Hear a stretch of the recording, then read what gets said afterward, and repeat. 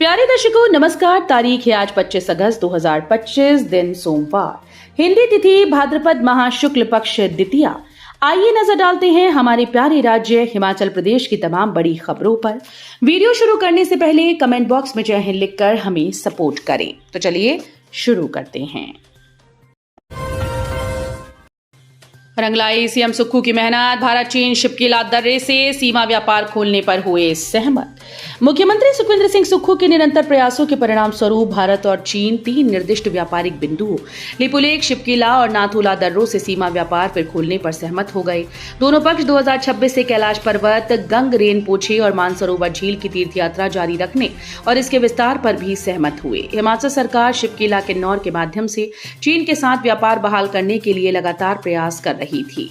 चीन के विदेश मंत्री वांग यी, जो हाल ही में भारत की यात्रा पर थे, उन्होंने विभिन्न द्विपक्षीय मुद्दों पर चर्चा के लिए केंद्रीय विदेश मंत्री डॉक्टर एस जयशंकर के साथ बैठक की।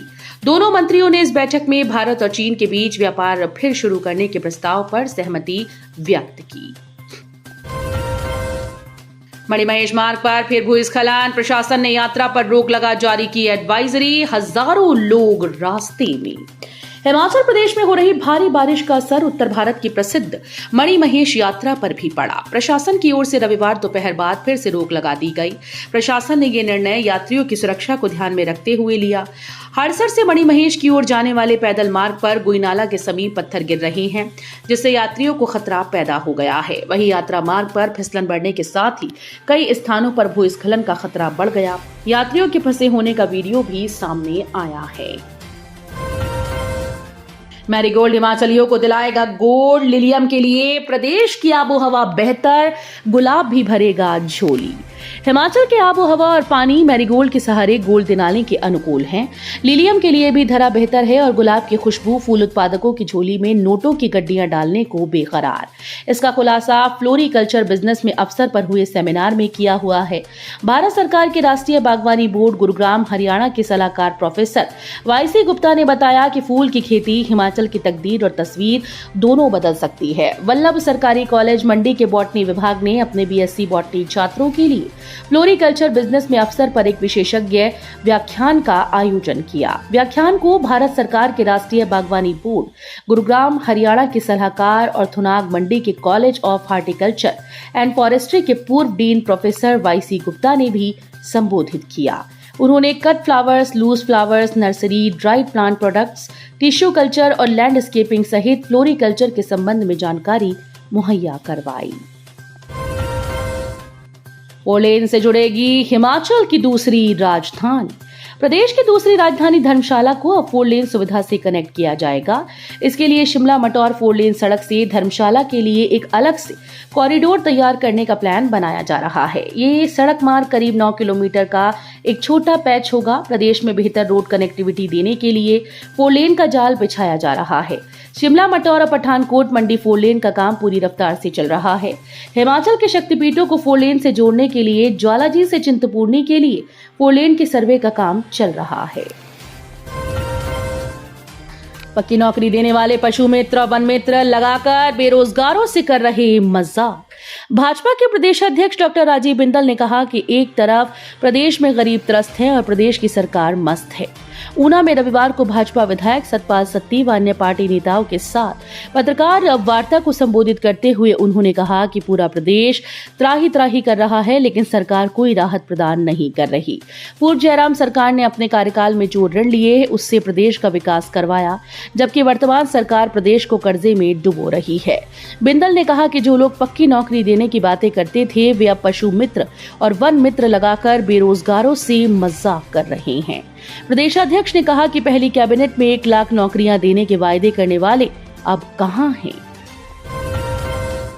न गाड़ी घर से निकली, न सफर हुआ, फिर भी कट गया टोल बैरियर पार करने पर तो टोल देना ही पड़ता है और ये फास्टैग से ऑटोमेटिक कट जाता है, लेकिन जब गाड़ी गैराज से बाहर ही न निकले तब भी टोल कटने लगा है। ऐसा ही एक मामला सोलन में रविवार को सामने आया। हुआयूं के सोलन निवासी धर्मेंद्र रविवार को अपने घर पर आराम कर रहे थे, तभी उनके मोबाइल पर एक मैसेज फ्लैश हुआ। मोबाइल उठाकर देखा तो हैरान रह क्योंकि उनके फास्टैग अकाउंट से 70 रुपए कट गए थे। धर्मेंद्र झुंझलाकर उठे और गैराज में देखा तो गाड़ी वहीं पर थी। फिर से मैसेज पर गौर किया तो पाया कि ये मैसेज आज का ही है और सुबह 10:25 पर सनवारा टोल प्लाजा पर उनकी गाड़ी का टोल काटा गया। गाड़ी नंबर दोबारा चेक किया तो गाड़ी का नंबर भी उनका ही था। कंपनी के उत्पाद बेचने के नाम पर व्यक्ति से लाखों रुपए की ठगी, मामले की जांच में जुटी पुलिस। कंपनी के उत्पादों की बिक्री से आय होने का झांसा देकर एक व्यक्ति से लाखों रुपए की ठगी करने का मामला सामने आया। पीड़ित व्यक्ति सुमित भारद्वाज निवासी वार्ड नंबर 7 मेहतपुर बसदेहड़ा ने अपने ही वार्ड की एक युवती के खिलाफ इस बाबत मेहतपुर पुलिस थाने में शिकायत दर्ज करवाई, जिस पर मामला दर्ज कर जांच शुरू कर दी। एसपी अमित यादव ने बताया कि शिकायतकर्ता ने आरोप लगाया कि युवती ऊना के सरकारी कार्यालय में तैनात है। अप्रैल 2022 में उसने शिकायतकर्ता से संपर्क किया और खुद को Vihan direct selling India private limited का एजेंट बताया। एचपी बोर्ड 12वीं का पुनर्मूल्यांकन परिणाम घोषित, 7 सितंबर तक प्रमाण पत्र करें जमा। हिमाचल प्रदेश स्कूल शिक्षा बोर्ड ने मार्च 2025 की बोर्ड परीक्षाओं के लिए कक्षा 12वीं का पुनर्मूल्यांकन और पुनर्जांच के नतीजे घोषित कर दिए। जिन अभ्यर्थियों ने अपने अंकों की पुनः जांच या पुनर्मूल्यांकन के लिए आवेदन किया था, अब वो अपने संशोधित अंक बोर्ड की आधिकारिक वेबसाइट पर जाकर देख सकते हैं। छात्रों को परिणाम देखने के लिए अपना रोल नंबर या रजिस्ट्रेशन नंबर दर्ज करना होगा। इसके बाद स्क्रीन पर अपडेटेड मार्क्स दिखाई देंगे, जिन्हें डाउनलोड या प्रिंट भी कराया जा सकता है। जस्टिस जेबी पारदीवाला के आदेशों से सुप्रीम कोर्ट में उलझन, चीफ जस्टिस को करना पड़ा हस्तक्षेप। सुप्रीम कोर्ट के वरिष्ठ न्यायाधीश जस्टिस जेबी पारदीवाला के हाल के आदेशों ने शीर्ष अदालत को उलझन में डाल दिया। पिछले 1 महीने के भीतर उनकी अध्यक्षता वाली पीठ की तरफ से दिए गए 3 बड़े आदेशों पर इतना विवाद हुआ कि अंततः मुख्य न्यायाधीश BR गवई को दखल देना पड़ा। पहला मामला इलाहाबाद हाईकोर्ट से जुड़ा था। जस्टिस पारदीवाला ने इलाहाबाद हाईकोर्ट के जज प्रशांत कुमार की सख्त आलोचना की थी। उनका कहना था कि प्रशांत कुमार ने एक सिविल विवाद में आपराधिक कार्यवाही की अनुमति देकर गंभीर गलती की है। चंबा में HRTC की लग्जरी बस पर भूस्खलन, सवार थे 30 यात्री, 2 कारें भी आईं चपेट में। मूसलाधार बरसात के कारण रविवार को चंबा पठानकोट NH पर बातरी के समीप पटना मोड़ नामक स्थान पर पहाड़ी दरकने से यहां से गुजर रही HRTC बस और 2 कारें मलबे की चपेट में आ गईं।